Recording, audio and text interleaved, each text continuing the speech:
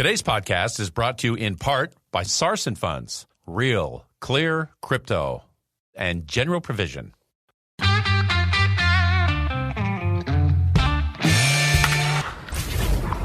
Your daily game plan for success. It's Sachs in the Morning. Steve Sachs. Hi, Steve Sachs here with Sachs in the Morning. And this week we're going to be continuing some examples of people who have overcome unbelievable circumstances and grew up to be, some amazing examples of how people can turn things around. And this one example today, I love this story. This is about a man. His name was John Ciardi. And John Ciardi was a man that was born back in Boston in 1916.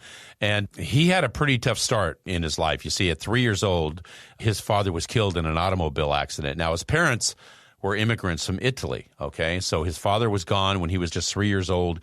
He was bullied as a kid, and his mom raised him, and she was illiterate.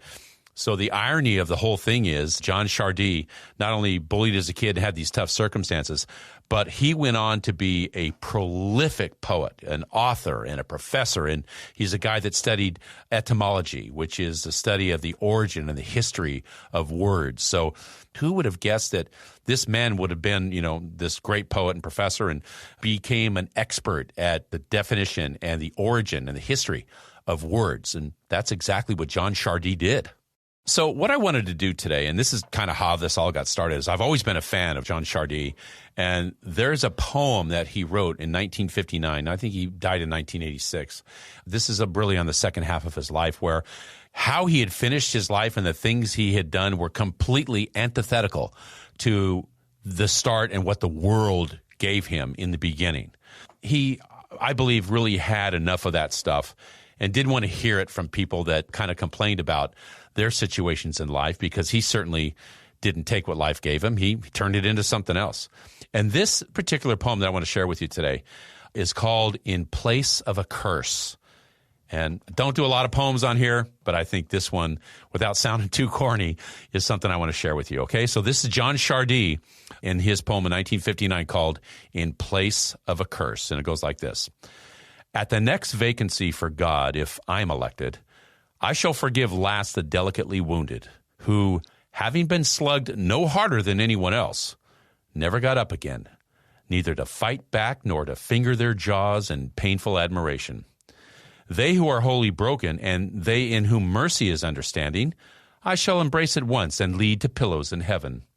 But they who are the meek by trade, baiting the best of their betters with extortions of a mock helplessness, I shall take last to love and never wholly. Let them all into heaven, I abolish hell, but let it be read over them as they enter. Beware the calculations of the meek, who gambled nothing, gave nothing, and could never receive enough. So what does this poem mean to you? Well, to me, it simply means that you don't have to accept what life has given you or how you started out or the circumstances that you begin your life with, that you have an opportunity. Everybody's got an opportunity if you have a little bit of gumption.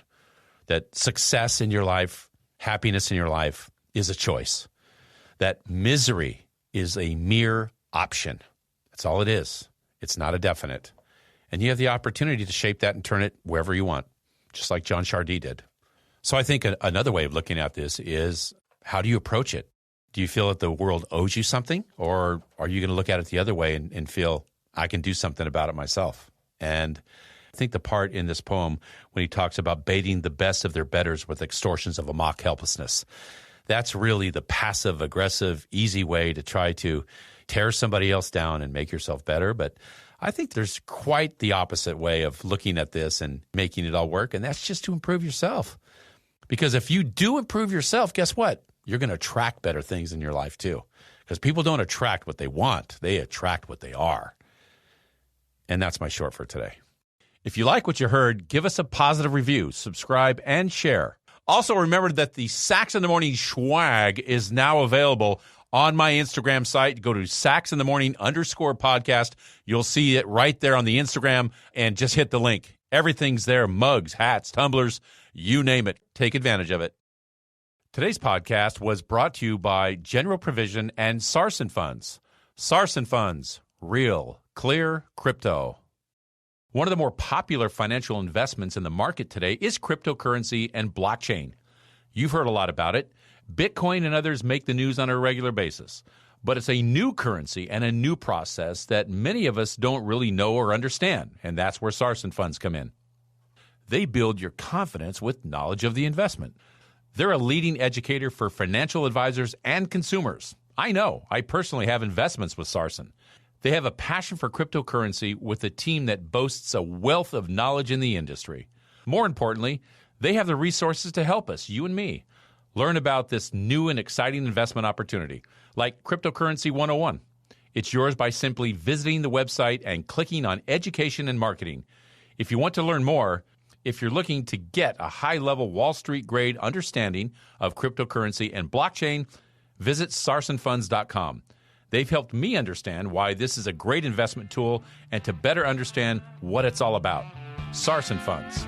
Real, clear, crypto.